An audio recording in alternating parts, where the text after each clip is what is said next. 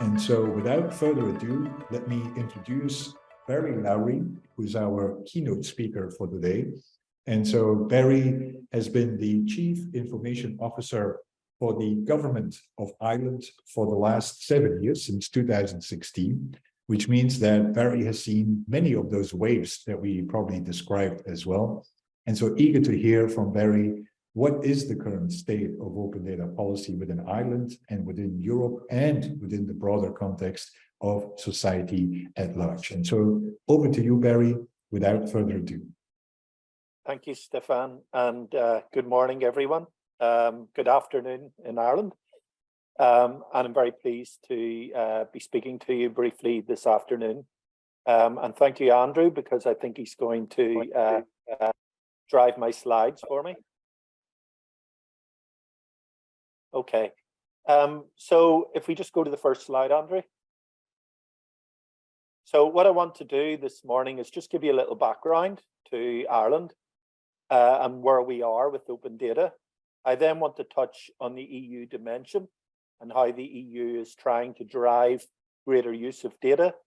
And then finally, Ireland's strategic response to that. So if we go to the first slide and jump on again.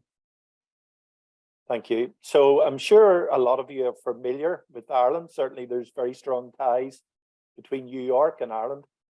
We have a 5.1 million population, which is the youngest in the EU. Very heavily invested in by FDI.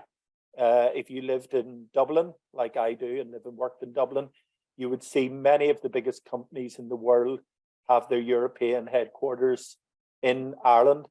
That would include Microsoft, Google, Amazon, LinkedIn, Facebook, and so on. We are a very high-tech oriented country. Used to be a very agrarian country. Agriculture is still an important part of what we do, but technology and pharma would be the two most rapidly growing sectors in the country. And for that reason, we have a high level of STEM graduates, still not enough. But we have the highest in the EU. And of course, we always remind everyone we punch well above our weight in music, sport, literature, and we make the best whiskey in the world and the best pint in the world in Guinness. So if we could just jump again, Andrew, please. So this is where our journey started with our strategy in 2016. And I would love to take you through all elements of the strategy, but this is very much about data. And really, data drives everything we do in terms of providing better services to our citizen. It's driven very much by data. And so there was two key principles to our data. The first one on the right-hand side, the once only principle, as we call it in Europe. In other words, the citizen shouldn't have to tell us things we already know. We should be proactive in using their data for their benefit. And then secondly, we should be proactive in maximizing the value of our data, including historical. So if we jump again, Andrew, please. And this is really what we did in that time. If you just go back a slide, Andrew. We created the Data Sharing and Governance Act, which gave us a legal framework and underpinning to more data sharing across government. And that has actually been very successful. And we really pushed hard at our open data initiative. So if we just go to the next slide, please. So in terms of open data, you can see that's in alphabetical order. So Ireland is right in the middle of the picture. And we've been consistently in the top 3 or 4 in Europe for the last several years. And that's really, we've managed to achieve that by spending much less money than some of the other countries. We would like to be in a position to invest more, but there's a lot of priorities. But we have been very successful in what we have done. So if we could just go to the next slide, please. This is what's called the European Digital Economy and Society Index. And so for digital public services, Ireland is 6th in the EU 27, which we're very proud of. So if we could go to the next slide again, please. This is our open data portal. And you can see that there's a lot of data sets on it. There's a lot of publishers and data sets. And we actually use this portal to drive a real partnership between government who provide the data sets, and society who either use the data sets or actually use them to create new areas of business. And I've got a slide, a little presentation that can show this much better than I could ever explain it. So if you try running the video, Andrew, please.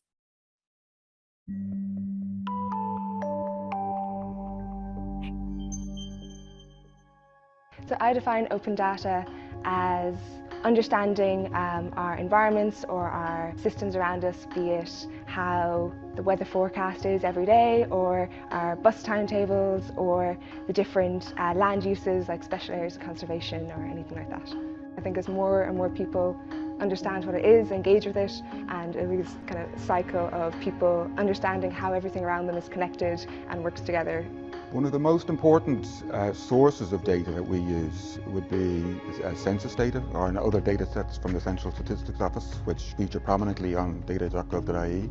We also use a lot of building level data because we're building out a repository of building level information for the island of Ireland and the UK. One area of focus for us is the whole mobility space, where we see local authorities, but also lots of other bodies publishing their data openly. It might be real-time passenger information, footfall counts, and so forth.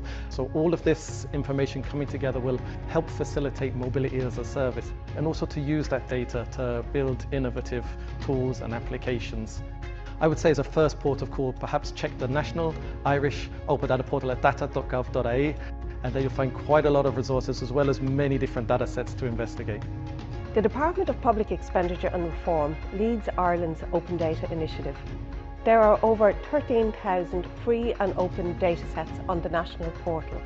For more information, visit data.gov.ie. It's an incredible wealth of just knowledge there that anybody can tap into.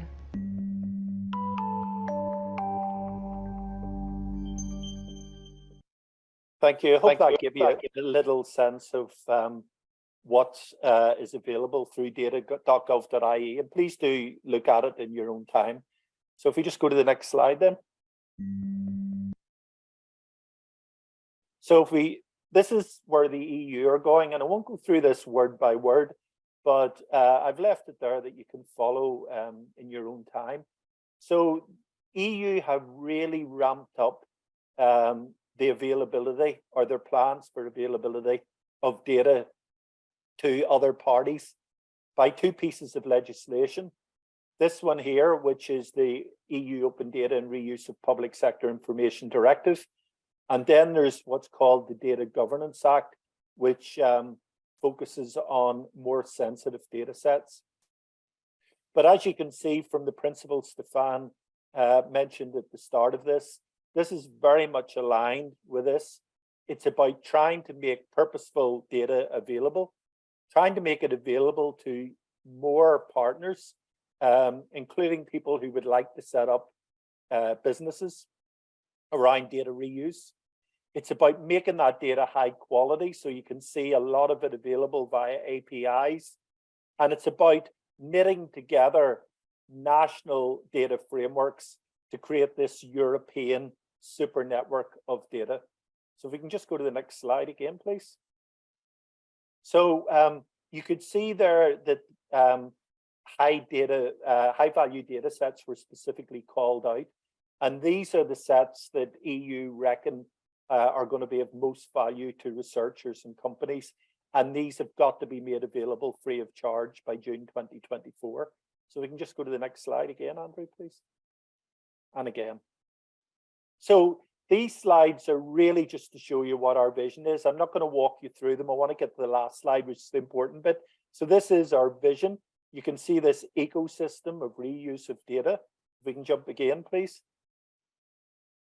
These are our principles and values. So very much about the quality of the data, the accessibility to the data, the fairness and the use of data, and so on. And if we just go to the third slide in this section.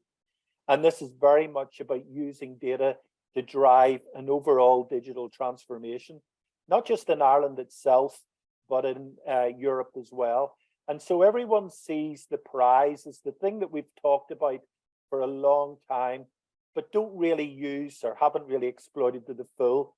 and that is this idea of evidence-based policy making, changing the views of society on particular topics like climate change by making the data available.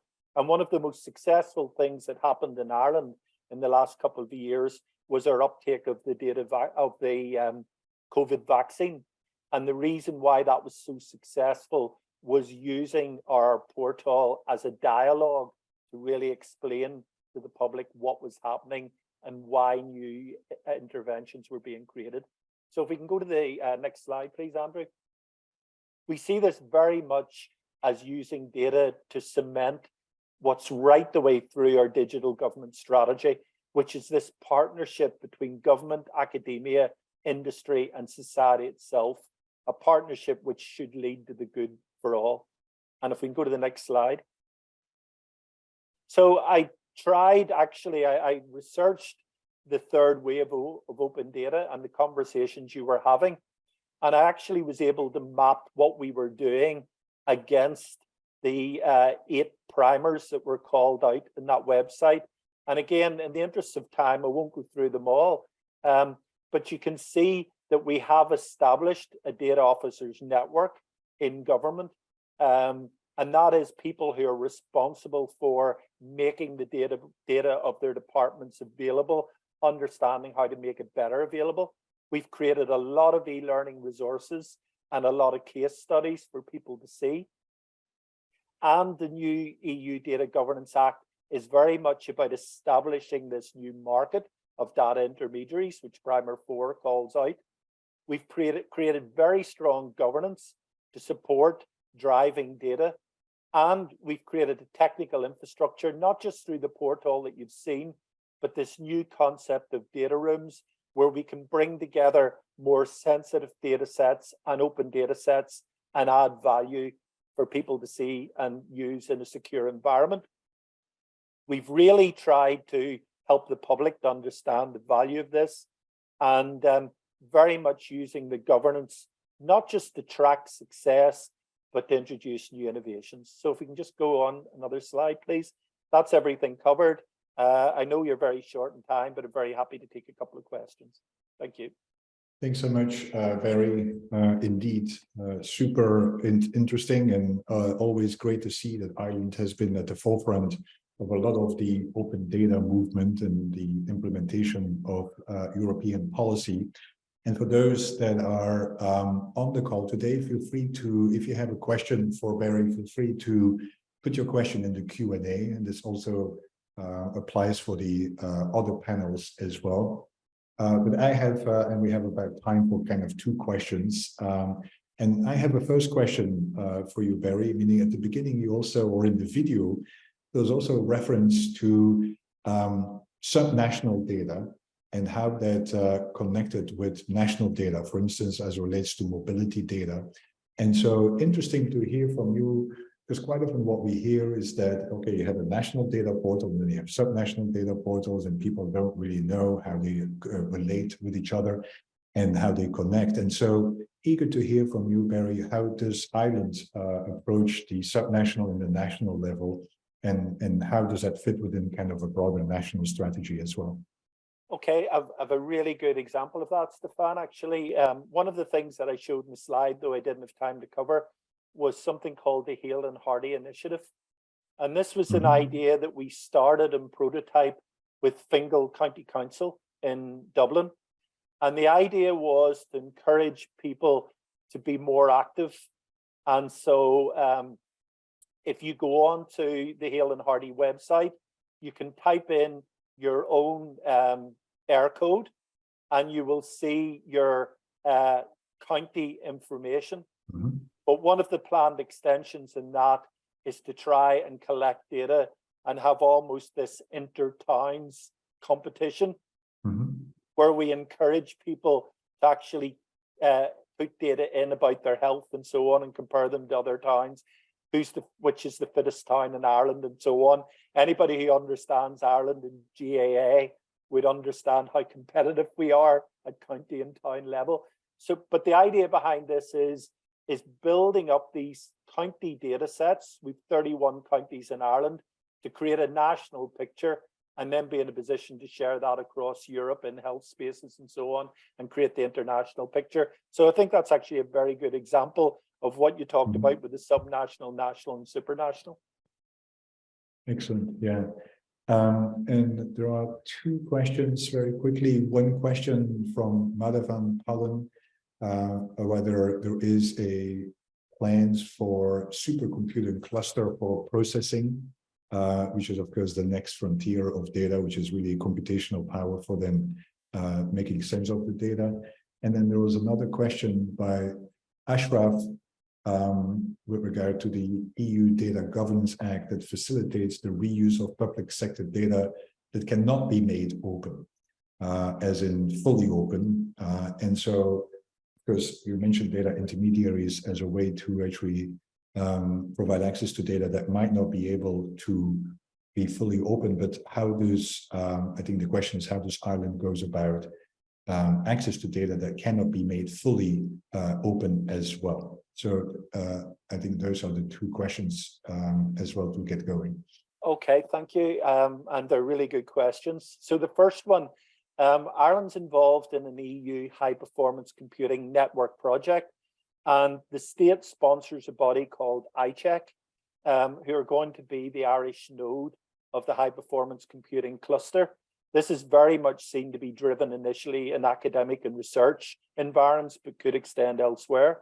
So in actual fact, the state's building a new data center in County Kildare, and iCheck will host the high performance computing environment in there. So we're building up for exploiting this super national data cluster as we move forward.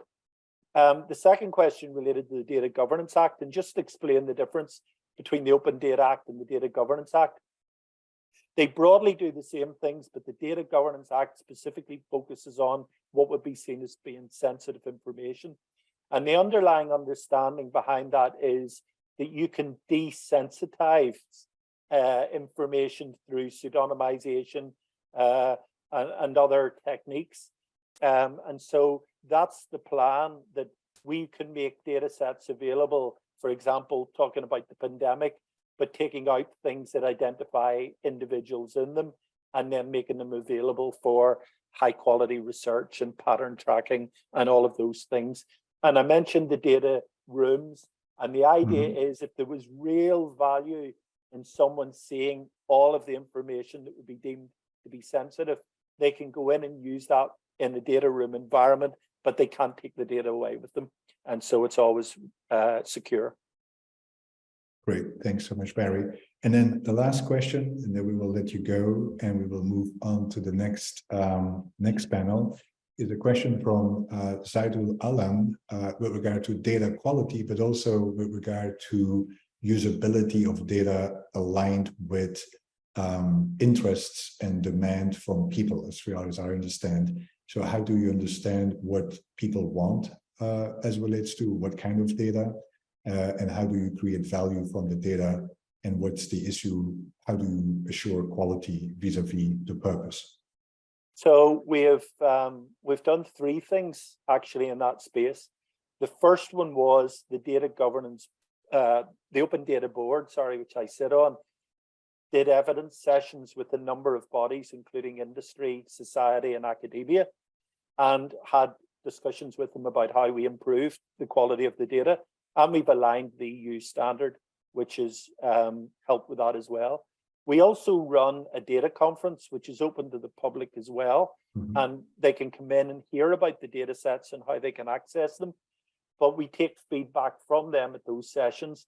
And actually, if you look at the data.gov.ie site, where it talks about all the data sets that are available, one of the things that you can click on and input in, is there any data that you want that isn't here? And so we've promised that anybody who fills that in, we will investigate how we make the data available, and we will work with them in order to do that.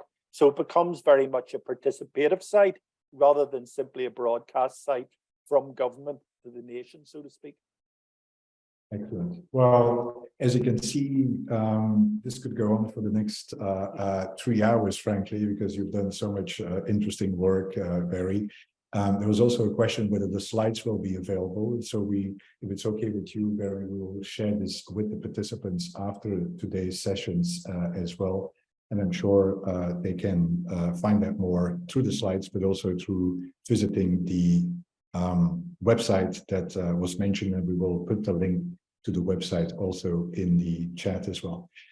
Thanks so much, Barry. Data.ie, yes, and we would be very happy to come back and have a follow-up session with you. You're doing great work, and it's really important that Ireland supports it. Thanks so much, Barry.